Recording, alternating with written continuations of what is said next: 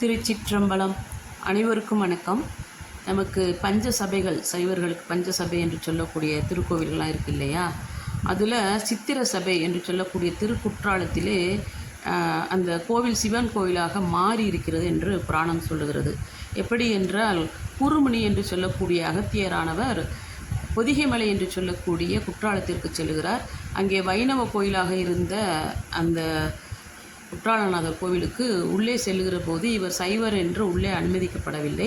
மனவேதனுடன் வெளியில் வந்து நாமத்தை இட்டுக்கொண்டு உள்ளே செல்கிறார். கருவறைக்குள்ளே சென்று திருமாலின் திருமுடியிலே அவருடைய திருக்கரத்தை வைத்து அகத்தியர் குறுகுக குறுகுக என்று சொன்னபோது திருமாலின் திருவுருவம் லிங்க திருமேனியாக மாறியது என்று ஒரு புராண காதை இருக்கிறது. இப்படித்தான் இந்த வைணவ கோயில் சிவன் கோயிலாக மாறி பஞ்ச சபையில் ஒன்றாக கருதப்படுகிறது. பஞ்ச சபை என்று சொல்லுகிற போது நமக்கு தில்லை பொற்சபை, மதுரை வெள்ளி சபை, நெல்லை தாமிர சபை, திருவாலங்காடு ரத்தின சபை, திருக்குற்றாலம் சித்திர சபை அப்படின்னு சொல்லப்படுது. இது எல்லோரும் அறிந்த செய்தி தான்.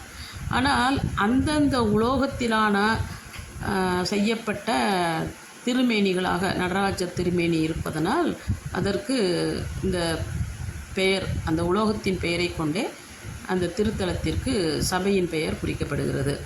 ஆனால் சித்திர சபை என்று சொல்கிற போது அது எந்த உலோகத்தையும் குறிப்பதில்லையா? சித்திரம் என்று உலோகம் கிடையாது. ஆக அதற்கு ஏன் அந்த பெயர் வந்தது என்று சொன்னால், நமக்கு திருக்கடையூரில் மார்கண்டேயனை உயிரை கவ்வுவதற்காக யமதர்மன் செல்லுகிற போது அவன் வீசிய பாசக்கயிறு லிங்க திருமேனி மீது பட இறைவன் வெகுண்டெழுந்து தனது இடது காலினால் இடறுகிறார். யமதர்மம் மூச்சு அடைகிறான் என்ற திரு சரிதம் இருக்கு இல்லையா? அதை அப்படியே ஓவியமாக பிரம்மதேவனே வரைந்து அந்த தலத்திலே குற்றாலத்திலே வைத்ததனால் அதற்கு சித்திர சபை என்று பெயர் வந்ததாக புராணம் சொல்லுகிறது. இப்படியாக பஞ்ச சபைகளுடைய செய்திகளை நாம் அறிவதற்கு ஒரு அரிய வாய்ப்பாக எனது சேனல் வழியாக உங்களிடம் பகிர்ந்திருக்கிறேன். முடிந்தவர்கள் பஞ்ச சபையும் தரிசனம் செய்து இறையருள் பெற வேண்டும் என்று நானும் வேண்டுகிறேன். மற்றபடிக்கு என்னுடைய சேனலுக்கு லைக் பண்ண, ஷேர் பண்ண, சப்ஸ்கிரைப் பண்ண அனைத்து நல் உள்ளங்களுக்கும் நன்றியையும் தெரிவித்துக் கொள்கிறேன். தொடர்ந்து எனது சேனலுக்கு ஆதரவு கொடுங்கள். நடராஜ பெருமானுடைய திருவருள் அனைவருக்கும் கிட்ட வேண்டும் என்று பிரார்த்திக்கிறேன். நன்றி, வணக்கம். திருச்சிற்றம்பலம்.